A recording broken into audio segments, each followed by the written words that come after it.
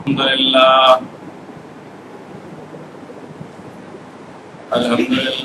نحمده ونستعينه ونستغفره ونؤمن به ونتوكل عليه ونعوذ بالله من شرور أنفسنا ومن سيئات أعمالنا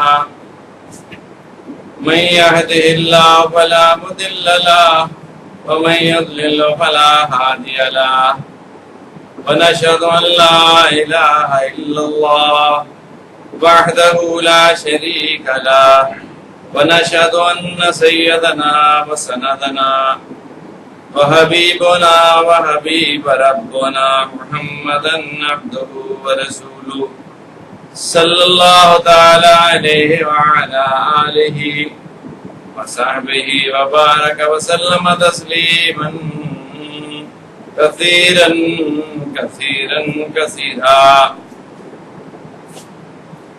أما بعد فأعوذ بالله من الشيطان الرجيم بسم الله الرحمن الرحيم وما خلقت الجن والإنس إلا ليعبدون ما أريد منهم من رزق وما أريد أن يطعمون إن الله هو الرزاق ذو القوة المتين. یہ سورۃ ذاریات ہے، 27واں پارہ ہے،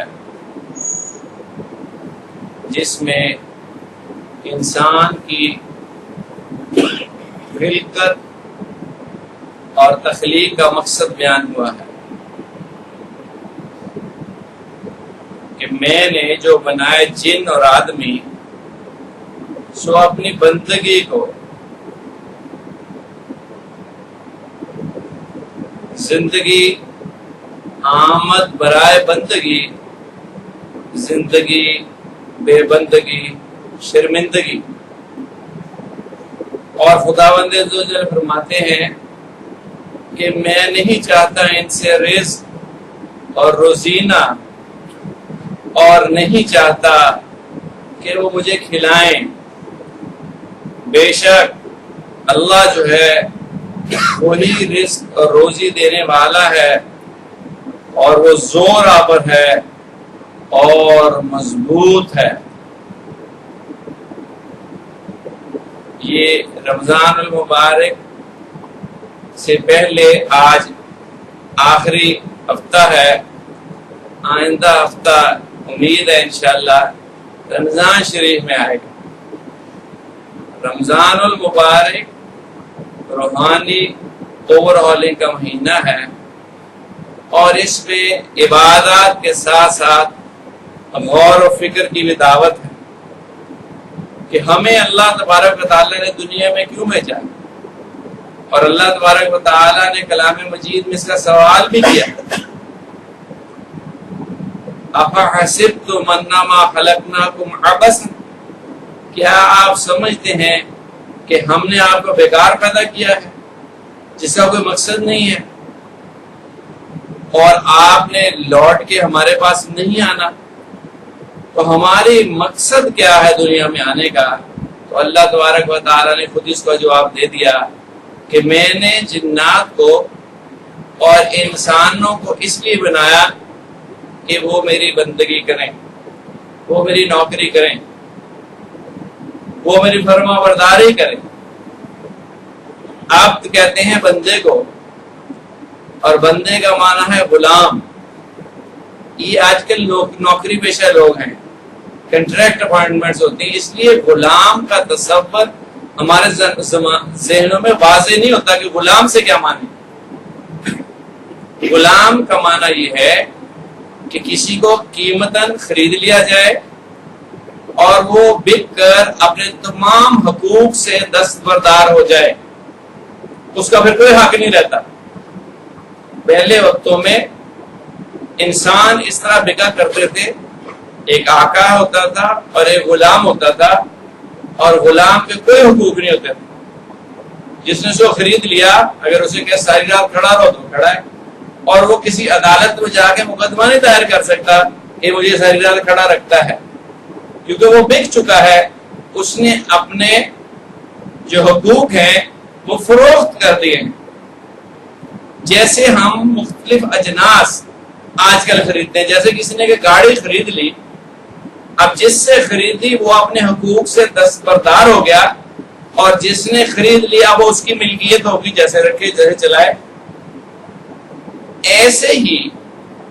ایسے ہی جب کسی شخص نے کلمہ طیبہ پڑھ لیا اور وہ دائرۂ اسلام میں داخل ہو گیا تو وہ گویا اپنے تمام حقوق سے دستبردار ہو گیا۔ کس کے سامنے؟ اللہ کے سامنے۔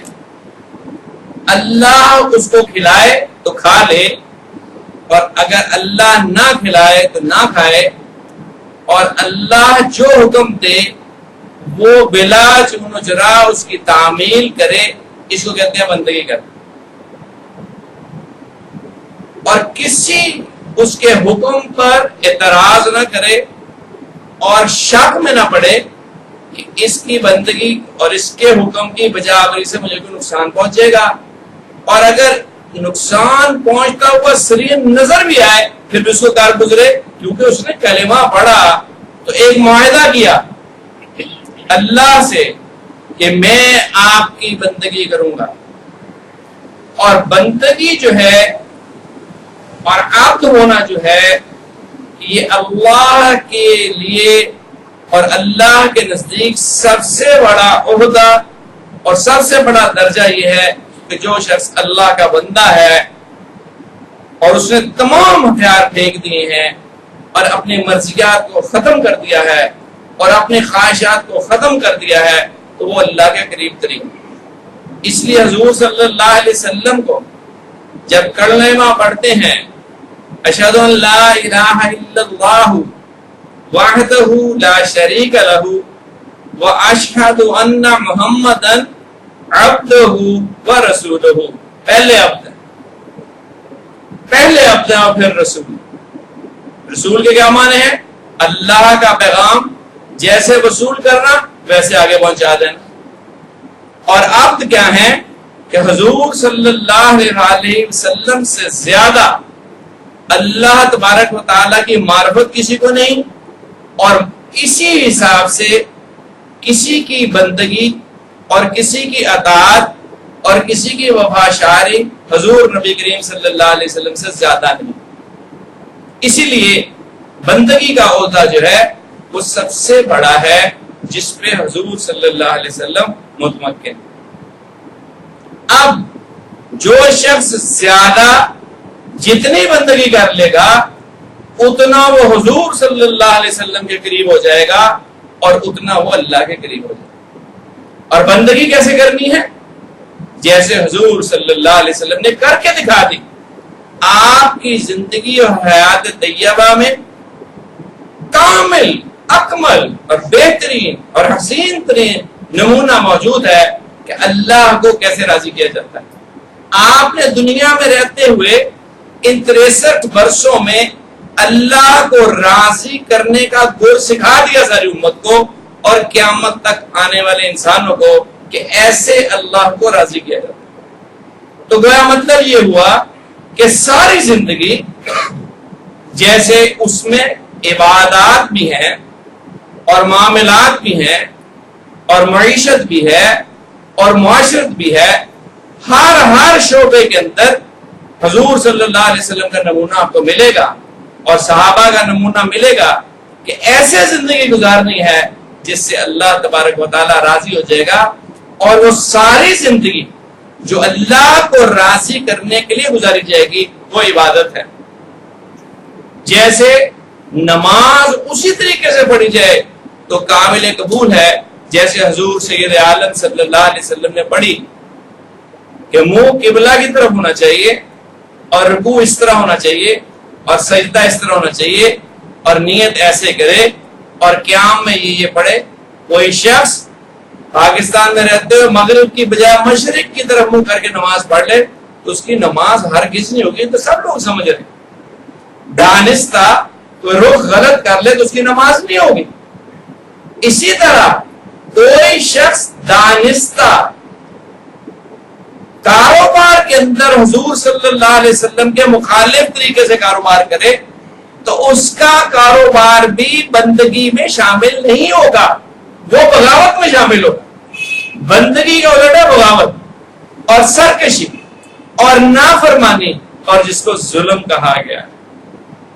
تو اسی لیے کہا گیا کہ ان الشرک لظلم عظیم، اگر اللہ کی بندگی نہیں کر رہا، اللہ کا کہا نہیں مان رہا، اللہ کی اطاعت اور حکم برداری نہیں کر رہا، تو کسی اور کی کر رہا ہے، چاہے اپنے نفس کی کرے، چاہے برادری کی کرے، چاہے معاشرے کی کرے، چاہے عز و قارب کی کرے، چاہے افسر کی کرے، چاہے بیوی کی کرے، وہ اس وقت گویا عملی شرک کے اندر مبتلا ہو گیا اور اس نے اللہ کو ناراض کر لیا، اور شرک جو ہے وہ بہت بڑا ظلم ہے۔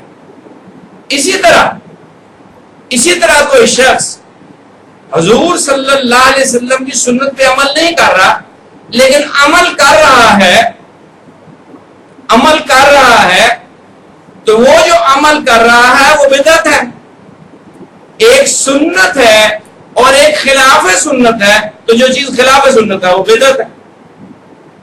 تو اس موٹی بات کو سمجھنا چاہیے کہ اللہ کی نافرمانی کو کرنا اور کسی اور کی فرمانبرداری کرنا اللہ کے مقابلے میں یہ شرک ہے، اور حضور سید عالم صلی اللہ علیہ وسلم کی اطاعت نہ کرنا اور کسی اور کی اطاعت کرنا بدعت ہے،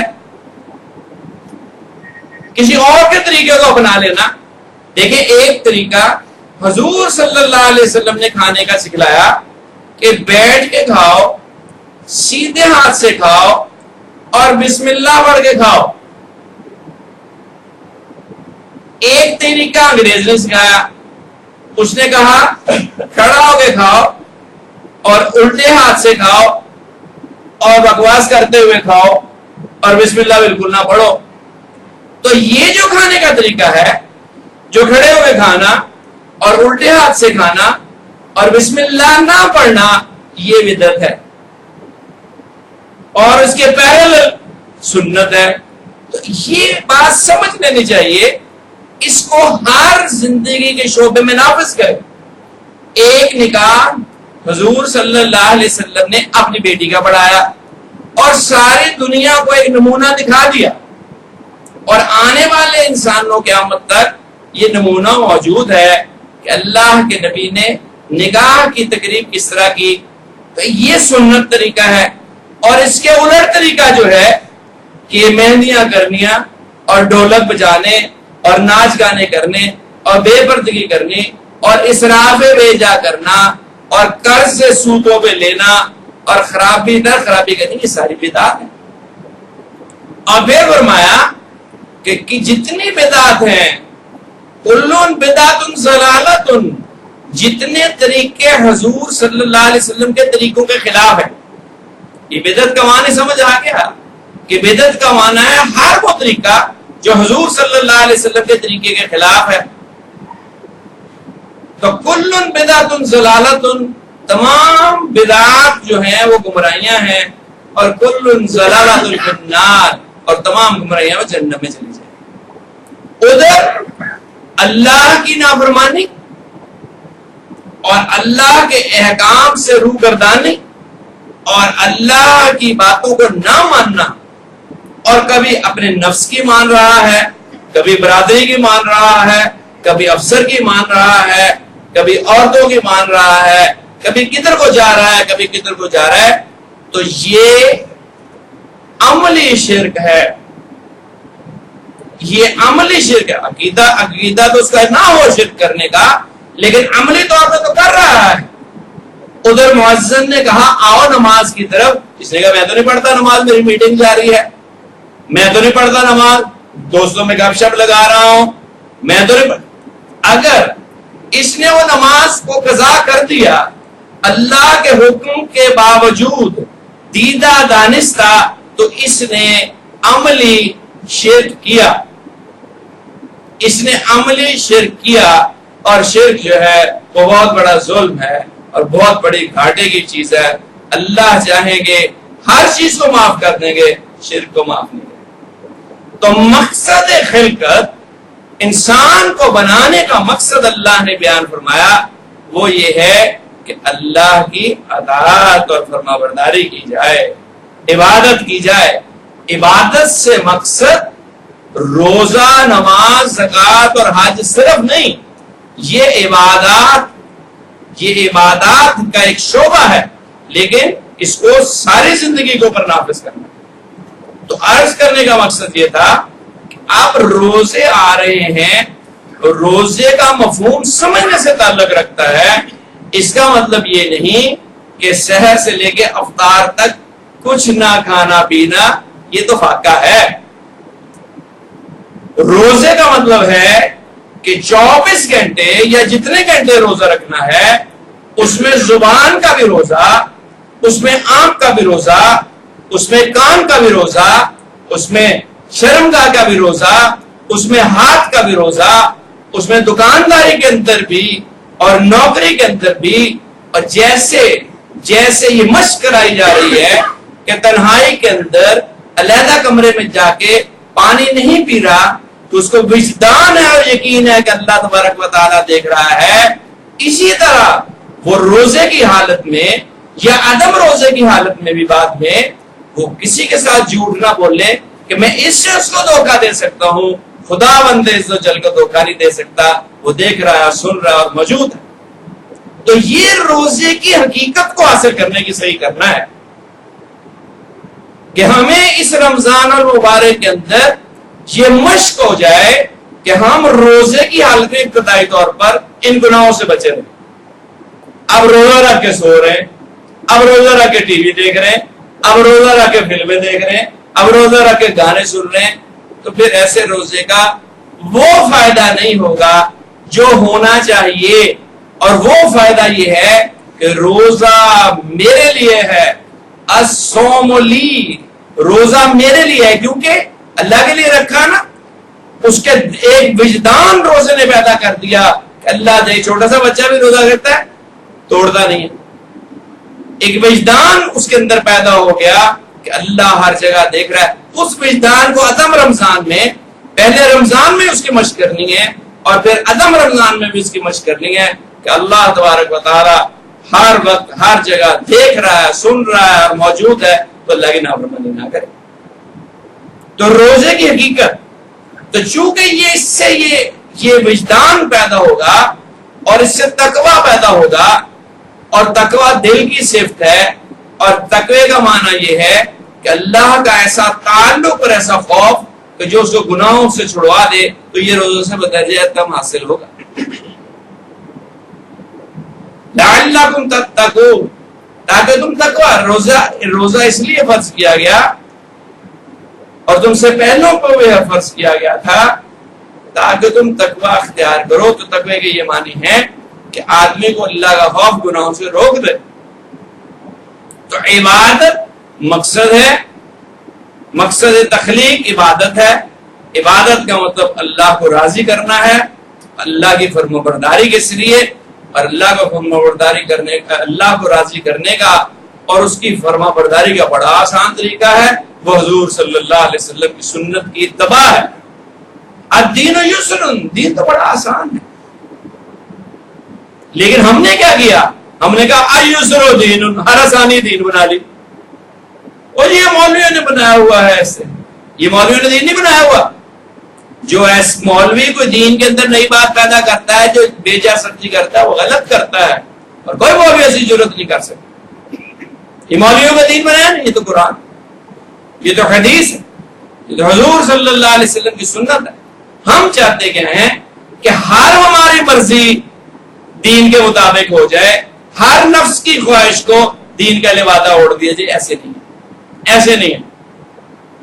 دین یہ ہے کہ ہر ہماری مرضی اور ہر خواہش رسول اللہ صلی اللہ علیہ وسلم کے طریقے کے مطابق اور اللہ کے حکم کے تابع ہو جائے، یہ ہے دین۔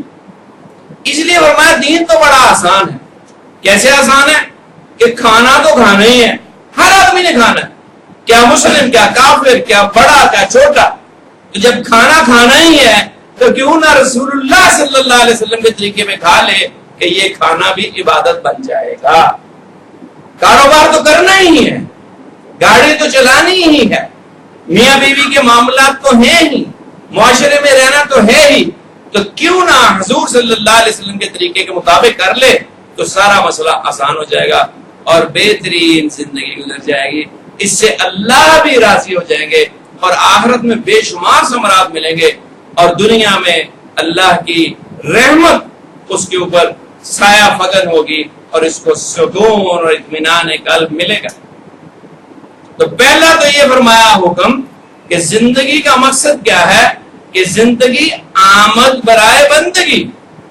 یہ زندگی جو ہے بندگی کے لیے پیدا کی گئی, اور زندگی بے بندگی شرمندگی دنیا کے اندر رہتے ہوئے جس نے اللہ کی فرمانبرداری میں زندگی نہیں گزاری وہ شرمسار ہے آج بھی. اور پھر شرمساری اس وقت ہوگی جب موت کا فرشتہ آن سامنے موجود ہوگا اور 3 گز سے موت سامنے آنکھوں میں آنکھیں ڈال کے جھانکے گی, تو اس وقت پتا چلے گا کہ زندگی کیسے گزری تھی اور کیا تھا اور کیا نہیں. زندگی بے بندگی شرمندگی, یہ بہت بڑی شرمندگی ہوگی اس وقت, اور اس وقت ایسی حسرت اور ندامت اور شرمندگی ہوگی کہ اس کا کوئی اوقات نہیں. تو آج ہمیں عہد یہ کرنا ہے کہ یہ جو ماہ مبارک اللہ تبارک و تعالی نے اپنے فضل و لطف و احسان سے ہمیں دیا ہے, یہ اس کی بہت بڑی نعمت عظمیٰ ہے کہ اس نے ہمیں اس پروسیس میں سے, اس عمل میں سے گزارا کہ ہم اپنے آپ کو دیکھیں اور تجزیہ کریں کہ ہماری زندگیاں کیسے گزر رہی ہیں, اور سارا زور افطاری پہ اور سحر پہ اور افطار پارٹیوں پہ نہ دیں. سارا زور تدبر اور تفکر اور اپنا ذاتی تجزیہ کرنے میں گزاریں کہ پچھلے 40 45 50 60 سال کس طرح گزر گئے, کس انداز میں ہم نے اللہ کو ناراض کیا اور کتنی زیادہ نافرمانی کی اور کس طرح کے اعمال کر گزرے.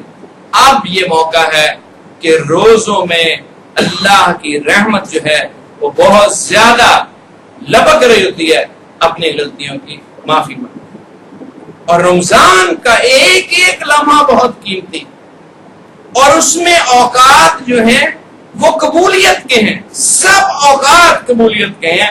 اس لیے ایک ایک لمحے کے اندر اللہ کو طلب کرنا ہے اور اللہ سے اللہ کو مانگنا. کچھ اوقات خصوصیت سے بہت قیمتی مانگنے کے اعتبار سے. سحری کے لیے تو ہر شخص اٹھے گا, تو اس وقت ہر شخص تہجد کے نفل پڑھے, 2 4 6 8 12 تک جتنی توفیق ہو, اور اللہ سے مانگے. تہجد کا وقت اللہ کی قبولیت کا وقت ہے, اور ارادہ رکھے کہ اس رمضان سے جو تہجد شروع کروں گا ساری زندگی اس کو نبھاؤں.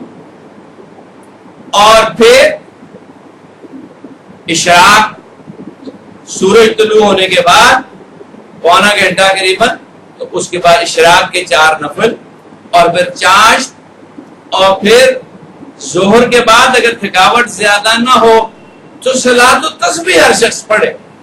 صلاۃ التسبیح کی بڑی فضیلت آئی ہے. حضور صلی اللہ علیہ وسلم نے اپنے چچا حضرت عباس کو اس کی ترکیب دی اور ان کو تحریص دی کہ ہو سکے تو چچا جان اس کو روز پڑھ لیا کرنا, نہیں تو جمعے کے جمعے, نہیں تو مہینے میں 1 دفعہ, سال میں 1 دفعہ, نہیں تو ساری زندگی میں 1 دفعہ تو پڑھ لیں. اور ہم نے دیکھا ہے کہ جب کوئی مصیبت اور پریشانی آتی ہے اہل اللہ اس کی بہت زیادہ کوشش کرتے ہیں. تو رمضان میں اس کی ضرور مشق کریں کہ وقت نکال کے اس کی جو ہے وہ کی جائے. پھر افطار سے چند لمحے پہلے جس وقت سارے لوگ متوجہ ہو جاتے ہیں پکوڑوں کی طرف, فروٹ چاٹ کی طرف, وہ جو وقت ہے 10-15 منٹ پہلے وہ بے انتہا قبولیت کا وقت ہے. اس وقت خوب دعا اور خوب زور لگانا چاہیے اللہ کی طرف متوجہ ہو کے, اور اچھی طرح اللہ سے دعا کرنی چاہیے. اور افطاری جو ہے وہ کھجور سے کرنا اور زمزم سے کرنا اور پانی سے کرنا سنت ہے، اور سادہ رکھنا افطاری کو اچھا۔ اور جو غریب لوگ ہیں، غریب رشتہ دار ہیں، غریب بہن بھائی ہیں، ان کی خبرگیری کرنا یہ بھی بہت اچھا ہے۔ رمضان جو ہے وہ ایثار کا سبق دیتا ہے، یہ نہیں کہ اب کئی لاکھ فقیر جو ہیں لاہور پر جلغار کریں گے، وہ سارے پروفیشنل بیگرز ہیں، ان کو دینا گناہ ہے، سارے نشئی ہیں اور سارے کے سارے غلط ہیں۔ جو شخص جس کو آپ جانتے نہیں اس کو بالکل نہ دیں۔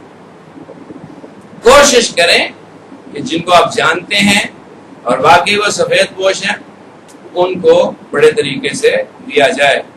اور سب سے زیادہ سفید پوش آج کل علماء ہیں اور مساجد کے مؤذن، ان کی بہت کم تنخواہ اور دین کی ایک بہت بڑی خدمت کر رہے ہیں۔ پھر مدارس ہیں، اور مدارس میں بھی پیسے نہ دیں، جنس دیں، لیکن ہم آٹا لے کے دے دیں گے مہینے کے مہینے۔ کسی کی زکوٰۃ 50,000 ہے تو وہ اس کو ضروری نہیں کہ 50,000 اس رمضان میں اس نے ختم کرنی، فٹافٹ ادھر بانٹ کے ختم کی، نہیں، اس کو رکھ لے اور کسی مدرسے کو یہ لگا دے کہ ہر مہینے 2 توڑے 3 4 آٹے کے میں آپ کو پہنچا دیا کروں گا، اور سارا سال اس نے جب ارادہ کر کے لدا کر دیا ادا ہو گئی، اب وہ اس کو پورا سال بانٹ کے تقسیم کر سکتا ہے۔ اس طرح بہت سی ترکیبیں ہیں زکوٰۃ کو بڑی احتیاط کے ساتھ، بڑی سمجھداری کے ساتھ تقسیم کریں۔ اور عورتیں کیا کرتی ہیں؟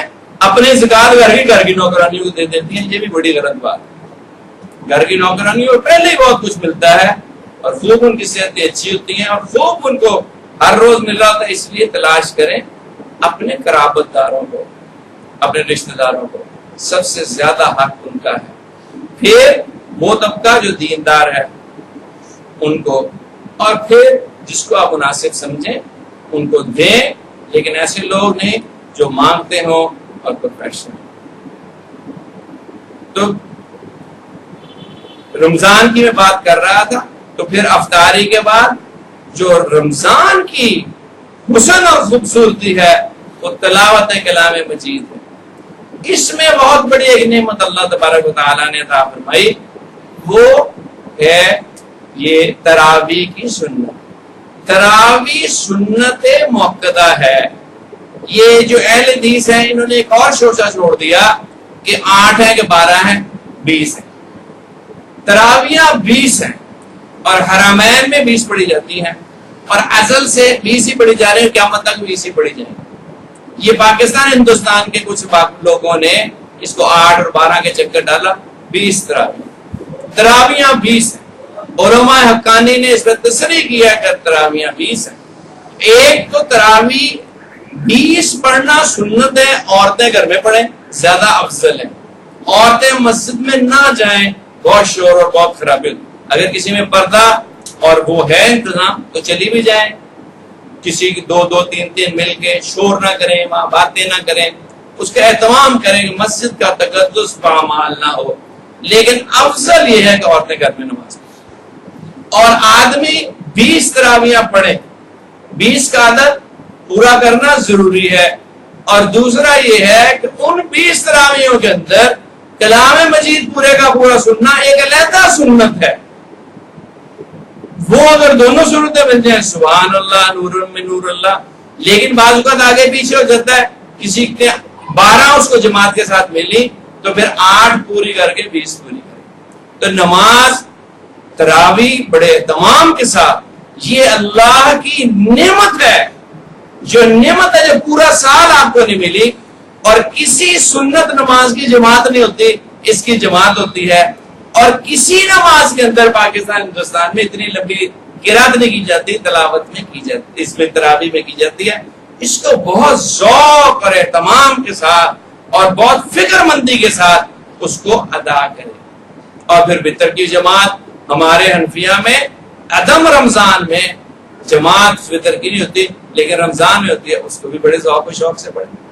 تو یہ رمضان آ رہا ہے، اس میں یہ جو عبادات ہے اس کا ذوق بھی پورا کرے، نوافل میں کثرت اور پوری نمازیں، اور ظہر کے اندر پوری نمازیں، 4 سنت 4 فرض، 2 سنت 2 نفل، عصر میں 4 سنت اور 4 فرض، اور مغرب میں 3 فرض اور 2 سنت